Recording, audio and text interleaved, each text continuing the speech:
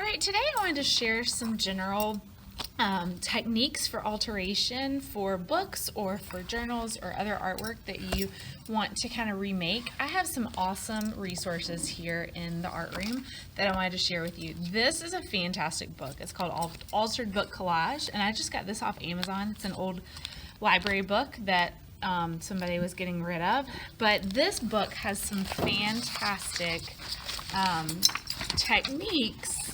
They actually have 101 ways to alter a book. So things like use crumpled plastic to apply inks to pages, wind thread, yarn, or lace around the pages, rubber stamps. You could weave fabric or paper strips to the pages, glue in fold outs such as maps or origami pieces. So there's tons and tons and tons of ideas in here, which I hope will be helpful for you. And you are always welcome to check out these resources in my classroom library to help with whatever you're working on. And the book has much more detailed techniques as you flip through. Like here's the woven folded pages or layered pockets. So there's just endless possibilities of what you can come across. So wanted you to know that's there. This one's called Altered Books, Collaborative Journals. A lot of good examples, different forms of a book, which are really interesting. A lot of folded, stacked things. This is another great one with great techniques in it. And then this one specifically, pockets, pullouts, and hiding places. So ways to store artifacts and things that you want to include in your books. Little flags like this. So just for you to know, those are here. I also wanted to share with you today one of my altered books that I created. This was when I was in graduate school and learning about altered books, honestly, for the first time. And I found this really cool book. I don't even remember where I got it. It could have been from a family's house or another bookstore, I'm not sure. But Grimm's Fairy Tales, some of you may know of, but it's kind of the classic fairy tales from long ago. But I used this book actually as a process of going through some family stuff that a couple of family members had passed away, and it was almost a form of grieving, but also processing through some other hard stuff. So I'm going to share bits and pieces of it with you, but it is a very personal book for me. But I want you to see techniques and kind of how I used the subject matter of the book to tie into my alteration process. I decided to leave the cover because I thought it was really nice and still kept in with the theme that I wanted for the book. It is kind of falling apart and it could be glued back together, but sometimes that's part of the appeal too of the old book. I right here kept the title, and then I stamped and added in stuff about family and changed the title just a little bit.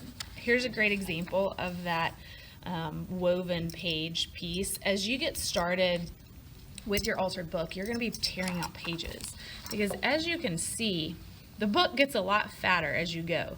And so you need to go through and tear out pages throughout the book. But you do want to think about what pages you want to keep. What pages have subject matter or even images that might fit into what you are wanting to create. But I also would save the pages that you rip out because it's fun to collage different pieces of the story back in, or different images or whatever, or to end up painting over and collaging with. So, it's really up to you if you want to do a double page spread or if you want to focus on page by page. You can see I've painted this surface here, and then I ended up doing some weaving and drawing over top of that. And this weaving I did straight through the page, so it shows up on both sides. And you can see that I have drawn right over top of the text after it was painted. And this, you can see, I actually kept a page and one phrase that I felt like fit into what I was doing. And I wrote a little bit over top. Here I've collaged a lot of feathers on there because it tied in with the story. And then you can collage and paint things in. The feathers now are very pressed. Sometimes after you have collaged something in, you might want to put it under a heavy book or a book press to flatten it. This, you can see I took old book pages, tissue paper, I added things over top. And this page spread kind of had to do with some family stuff going on, and I actually color copied money and stuck it into a pocket. This pocket is actually just 2 book pages that I ended up just folding inward and then sealing right up here at the top and bottom to make that pocket. And you'll end up gluing some of your pages together. Like both of these needed to be a little bit thicker, so these are actually multiple pages glued together. Sometimes I like to leave the work. I like to leave what I use to kind of paint over top, and I didn't mind that. You can clip things in, you can cut pages, you can highlight certain text.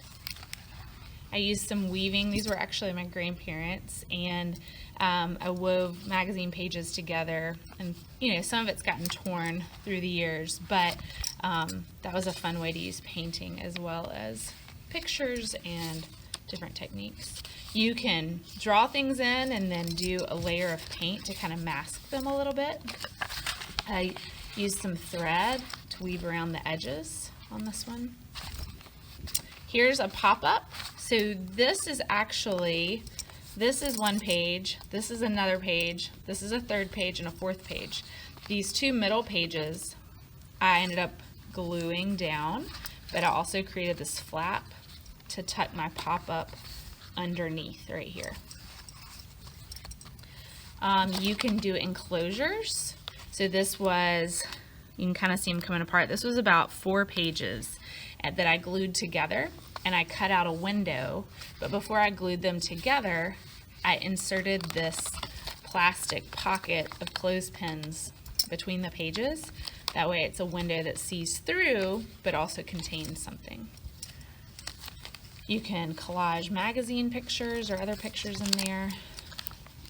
This is another great way to make pockets. These are 2 book pages that I glued together, and then before they glued down right here, I folded them, just kind of like tucking this corner under like that, and I glued it to it like this. And here you can see I really highlighted this one text block, and over here I did the same thing. These are some different layers of pages that I tore and painted and then I stitched together. So that's kind of a fun effect, and right there I could even tuck stuff underneath it if I wanted to. I did some more enclosures, drawing over top with colored pencils. And some pages you might just want to paint solid and then be able to have it as an empty canvas to go back and add more to later. Here's another pocket, more of the stamping and then woven pages. And this was kind of interesting. I took some of these and tied it into the theme of When It Rains It Pours. I layered pieces like this and overlapped them. This was a postcard that was sent to me when I was in college, and so I wanted it to be visible, so I just cut a window through the page and glued it down. And then this is a really cool thing you can do, gluing a section of pages together so they are solid, and then I cut out with an X-Acto all these layers of pages and made this little recessed area. You could enclose something here, or that's a cool way to store something, or just have it very prominent. So anyway, just wanted to share some techniques with you. That's the back of that clear plastic window. These are things that I've worked on. Obviously, your altered book is yours, and it is a way to express thoughts, feelings, emotions, but it's also just a fun experiment for you to try things out and add things into your book or recycle them or try out new techniques. So I hope you have fun with it, and please ask if there's questions or if you need to see a certain technique. We'll be posting more videos about specific techniques. All right.